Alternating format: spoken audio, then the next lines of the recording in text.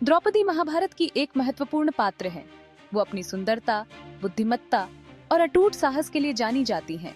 अग्नि से उत्पन्न हुई द्रौपदी का जीवन महानता के लिए नियत था। वो पांचों पांडव भाइयों की पत्नी बनी और उनके संघर्षों में महत्वपूर्ण भूमिका निभाई।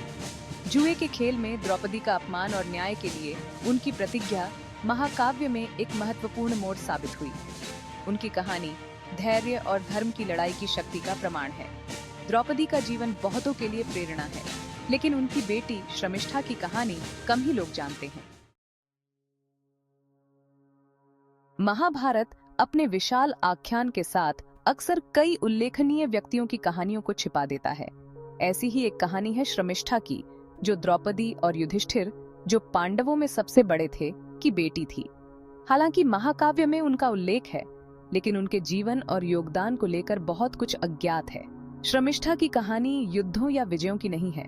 यह शांत शक्ति, ज्ञान और करुणा की कहानी है। यह एक ऐसी कहानी है जिसे बताया और याद रखा जाना चाहिए।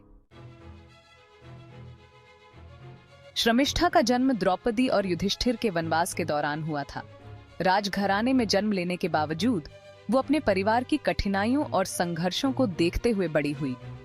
इन अनुभवों ने उनके चरित्र को ढाला, उनमें सहानुभूति और समझ की गहरी भावना पैदा की। वनवास में जीवन आसान नहीं था, फिर भी चुनौतियों के बीच द्रौपदी ने यह सुनिश्चित किया कि शर्मिष्ठा को एक अच्छी शिक्षा मिले। उन्हें राजनीति, युद्ध और कला में प्रशिक्षित किया गया था। अपनी मां की तेज बुद्धि और दृढ़ इच्छा शक्ति को विरासत में मिला था।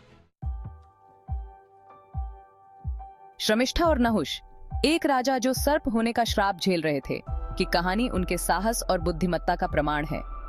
एक भविष्यवाणी में बताया गया था कि नहुष को उसके श्राप से केवल एक असाधारण चरित्र वाली महिला ही मुक्त कर सकती है। अपनी करुणा और बुद्धिमत्ता के लिए जानी जाने वाली शर्मिष्ठा इस भविष्यवाणी का विषय बन गई। उनकी शुरुआती बातचीत पारंपरिक से बहुत दूर थी, फिर भी शर्मिष्ठा ने श्राप से परे देखा, नहुष की अंतर्निहित अच्छाई को पहचाना। उनका रिश्ता विकसित हुआ, सच्चे प्यार का प्रमाण बन गया, जो सुपरफिशियल से परे देखता है। शर्मिष्ठा के प्यार और ज्ञान ने अंततः नहुष के श्राप को तोड़ दिया, उसे उसके मानवीय रूप में वापस ला दिया। उनके मिलन से नहुष को अपना राज्य वापस मिल गया और शर्मिष्ठा ने उनकी रानी के रूप में उनके साथ शासन किया। रानी के रूप में शर्मिष्ठा ने अपने पद का उपयोग अपने लोगों की सेवा के लिए किया। वह अपने न्यायपूर्ण शासन, अपनी प्रजा के कल्याण के प्रति समर्पण और संघर्षों को शांतिपूर्वक सुलझाने की क्षमता के लिए जानी जाती थी। उनका शासनकाल समृद्धि और सद्भाव से चिह्नित था, जो उनके ज्ञान और नेतृत्व गुणों को दर्शाता है। शर्मिष्ठा का जीवन कई मायनों में उनकी मां के जीवन को दर्शाता है। दोनों ने असाधारण चुनौतियों का सामना अनुग्रह और लचीलापन के साथ किया। दोनों ने दूसरों का उत्थान करने और न्याय के लिए लड़ने के लिए शक्ति के अपने पदों का इस्तेमाल किया। शर्मिष्ठा की कहानी हमें याद दिलाती है कि महानता सूक्ष्म लेकिन शक्तिशाली तरीकों से प्रकट हो सकती है। हो सकता है कि उसने युद्धों में न लड़ा हो या महान कारनामों का हिस्सा न रहा हो, लेकिन अपने राज्य पर उसका प्रभाव और उसकी अटूट भावना उसे महाभारत की सच्ची नायिका बनाती है। शर्मिष्ठा की कहानी हालांकि कम झात है, आज हमारे लिए एक शक्तिशाली संदेश रखती है। ये करुणा के महत्व, लचीलापन की शक्ति और शांत शक्ति के प्रभाव की बात करती है।